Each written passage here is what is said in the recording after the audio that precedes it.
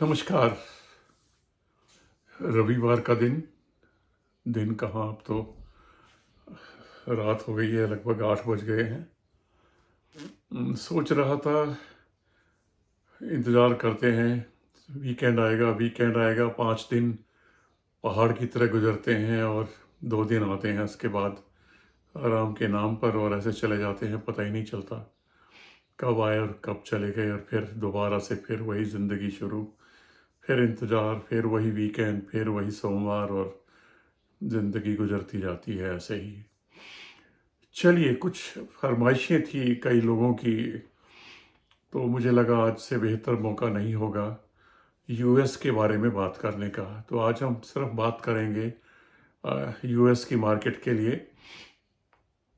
US की market में वैसे तो कई बार जिक्र हुआ है, पहले भी मैंने बात की है, पर आज मैं थोड़ा सा स्टेप बाय स्टेप एक बार फिर से गैप्स को भरना चाह रहा हूँ, या भरने की कोशिश करना चाह रहा हूँ। कि पहली बात तो ये कि यूएस में क्यों इन्वेस्ट करना चाहिए, जो लोग चाह रहे हैं, या मैं भी कहता हूँ कि मेरा इन्वेस्टमेंट है, और मुझे बहुत पसंद है कुछ स्टॉक्स को। और काफ़ी अच्छा मुझे पिछले 3 सालों में, 4 सालों में शायद, 2020 से ही शायद शुरू किया था मैंने, उससे पहले नहीं था। तो काफ़ी अच्छा रिटर्न मुझे मिला है, और एक बेहतरीन विकल्प भी है डाइवर्सिफिकेशन का, ये कि आप इंडियन मार्केट से बाहर, जो इंडियन मार्केट से अछूती है, या बल्कि इनडायरेक्टली जो ग्लोबल मार्केट्स को चलाती है, वहाँ पे आपका इन्वेस्टमेंट है। और वहाँ पर इन्वेस्टमेंट, डाइवर्सिफिकेशन तो हो ही गया, सेफ भी हो गया, तो आपका हेज भी हो गया इन्वेस्टमेंट का, प्लस एप्रिसिएशन भी कंपैरेटिवली ज़्यादा देखने को मिलता है, स्पेशली आईटी कंपनी में। और अब तो एमर्जिंग जो टेक्नोलॉजी आ रही है, शुरू वहीं से होती है, हम तो उसके बाद शायद ज़्यादातर कॉपी ही करते हैं या फॉलो करते हैं। हमसे तो बढ़िया, शायद मुझे लगता है, कुछ लोग नाराज़ ना हो जाए, तो टेक्नोलॉजी में हमसे बेहतरीन तो चाइना प्रदर्शन कर रहा है, काफ़ी आगे है हमसे। चलिए वापस आते हैं, मुद्दे से भटकने की कोशिश ना करते हुए। तो यूएस में इन्वेस्टमेंट करना चॉइस की बात है, और शेयर मार्केट की बात हम कर रहे हैं, तो जाहिर है कि रिस्क हर जगह इन्वॉल्व है। जहाँ शेयर्स नाम की चीज़ आती है, तो रिस्क साथ में जुड़ा हुआ होता है। तो वो बात अलग है कि कौन कितना रिस्क ले सकता है, वो उसी हिसाब से अपना एलोकेशन कर सकता है, स्टॉक्स का या इंडेक्स फंड्स का या ईटीएफ्स का, जो भी है उस हिसाब से। चलिए हम बात करते हैं।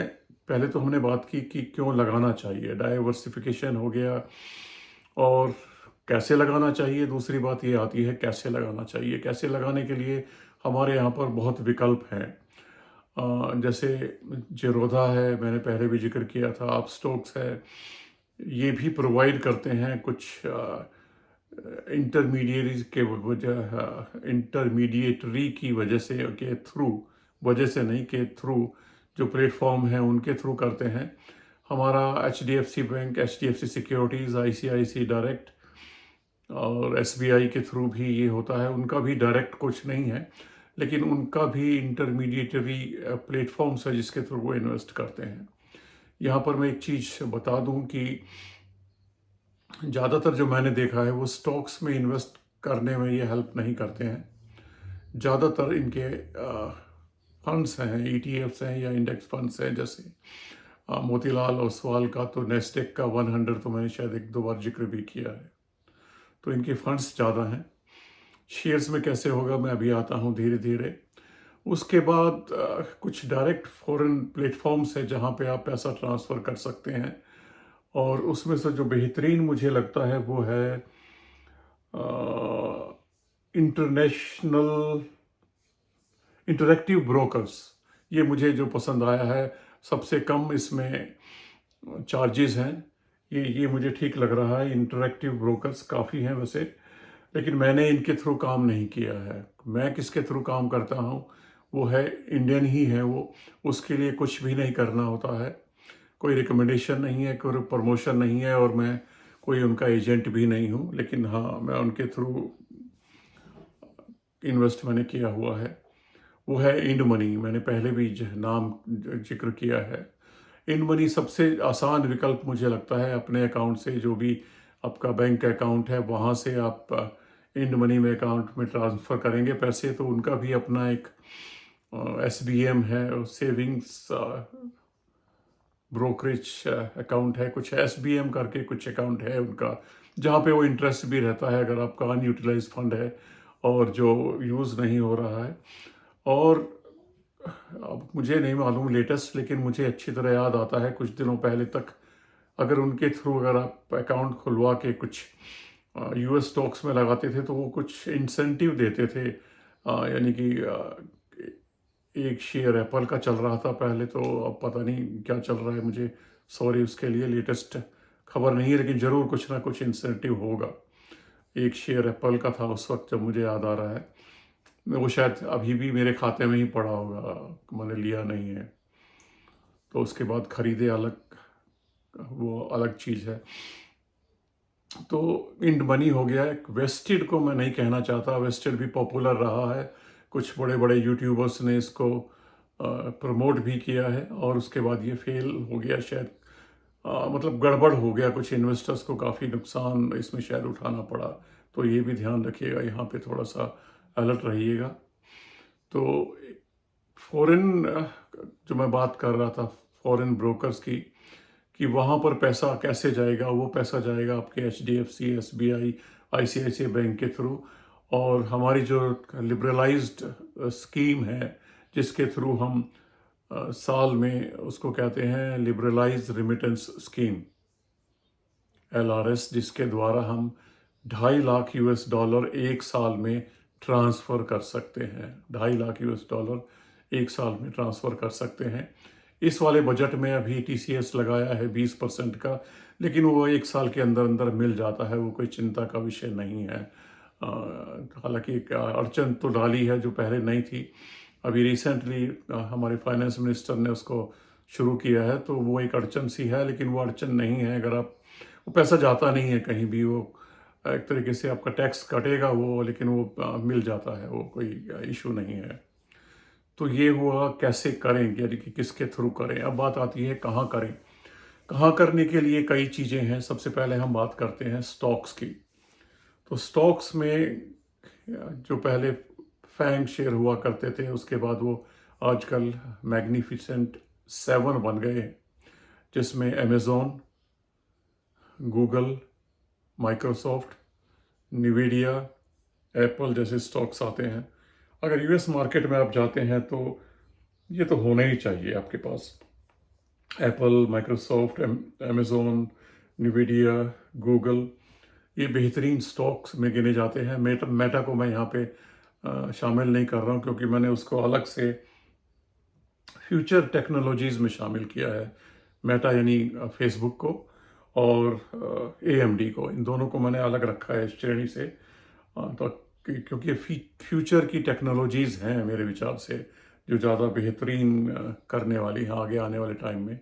तो एक कैटेगरी तो ये हुई। दूसरी कैटेगरी आती है डिविडेंड पेइंग की, जिसमें PNG यानी proctor and Gamble, Johnson and Johnson और कोका कोला जैसी कंपनियां हैं जो अच्छा बेहतरीन डिविडेंड देती हैं, वहाँ पे कंसिडर किया जा सकता है। इसके अलावा हेल्थ केयर में भी और कंपनियां हैं, जैसे PNG और JNJ को तो मैंने डिविडेंड में रखा है, लेकिन यूनाइटेड हेल्थ और फाइजर जैसी कंपनियां और हैं जो हेल्थ केयर की बेहतरीन कंपनियां हैं, जिन पे नज़र बना के रखी जा सकती है। अभी तो खरीदने की सलाह मैं US में नहीं दूंगा जब तक ये 40,000 से नीचे नहीं आ जाता। अभी तो 42 से थोड़ा सा नीचे आया है। पिछले हफ्ते शायद 41 से नीचे गया था, लेकिन 40 से नीचे अभी नहीं गया है। इसके बाद विकल्प हो सकते हैं, नहीं नहीं नहीं नहीं, अभी बात रह गई ज़रूरी। एक खासियत है US मार्केट की कि आप फ्रैक्शन में शेयर खरीद सकते हैं। यानी कि अगर 100 रुपये का शेयर है तो आप उसका 0.001% भी खरीद सकते हैं। यानी कि 100 रुपये के शेयर के लिए आप 1-1 रुपये करके भी खरीद सकते हैं। तो इस तरीके से आप जोड़ सकते हैं।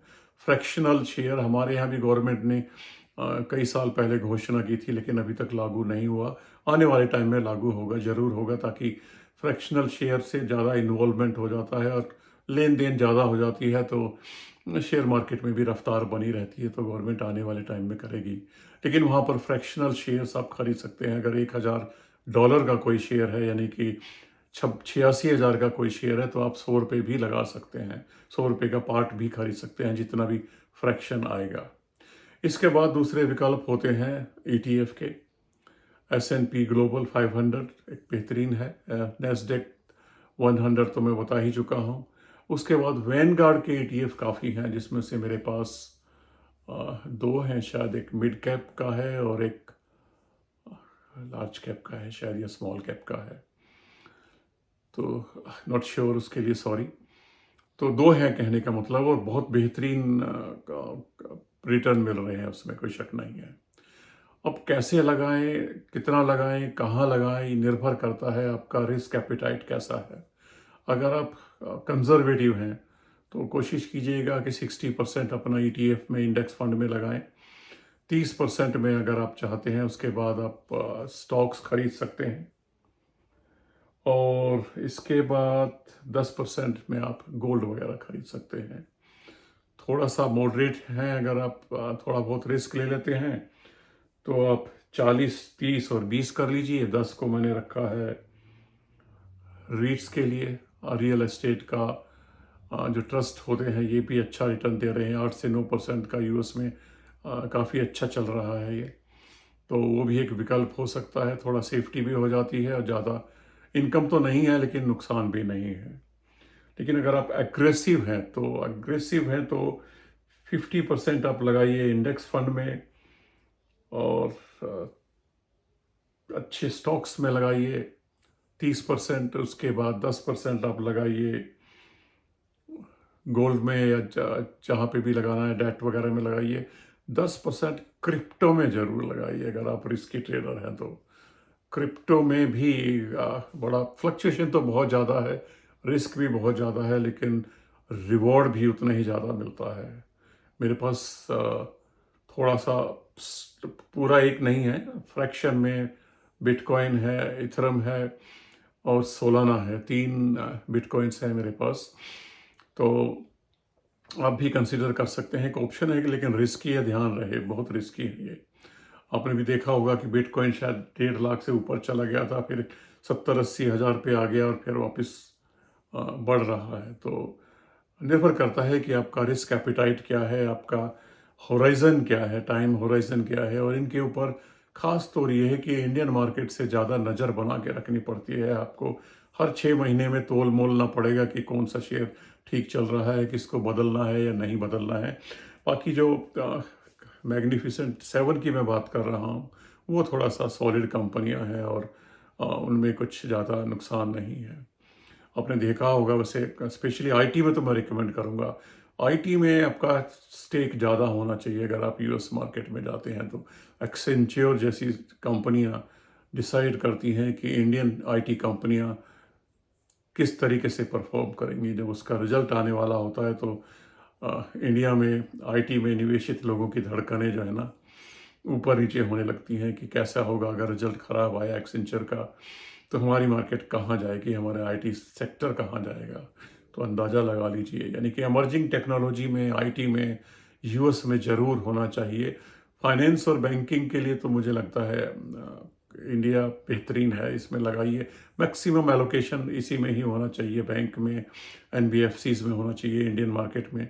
बाकी आप कहीं लगाते रहिए, वो तो आपके ऊपर है। आपका रिस्क एपिटाइट, आपका होराइजन क्या है, उसके ऊपर है। लेकिन US मार्केट के बारे में मुझे लगता है शायद मैंने कवर कर दिया है। इसके बाद भी अगर कोई आपका सवाल है तो आप सवाल पूछ सकते हैं। मैं आपका इंतज़ार करूंगा कि कोई पर्टिकुलर सवाल है तो। लेकिन अ, मैं थोड़ा सा फेवर में हूँ US मार्केट में डाइवर्सिफाई करने के लिए। डाइवर्सिफिकेशन भी है और स्कोप भी ज़्यादा है, लेकिन अभी मार्केट हमसे महंगी है, ध्यान रखिएगा। मैंने शायद पिछले 1-2 वीडियो में बताया भी था, हमसे ज़्यादा महंगी है। अभी 24 के मल्टीपल भी चल रही है। थोड़ा गिरने दीजिए, गिरेगी तो ज़रूर। जब आशंकाएं आ रही हैं कि रिसेशन की तरफ जा रहा है अमेरिका, तो मुझे लगता है कि आपको पैसे इकट्ठे करके रखने चाहिए, अकाउंट खुलवा के रखना चाहिए और इंतज़ार करना चाहिए मौके का। अकाउंट इंड मनी में करते हैं तो मेरे ख्याल से 2 मिनट से ज़्यादा का काम नहीं है।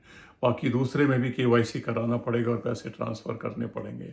तो चलिए आज के लिए इतना ही। इंतज़ार करूँगा आपके सवालों का, अगर कोई है तो कोशिश करूँगा मैं जितनी बुद्धि है उतना जवाब देने के लिए। फिर मिलेंगे, तब तक के लिए नमस्कार।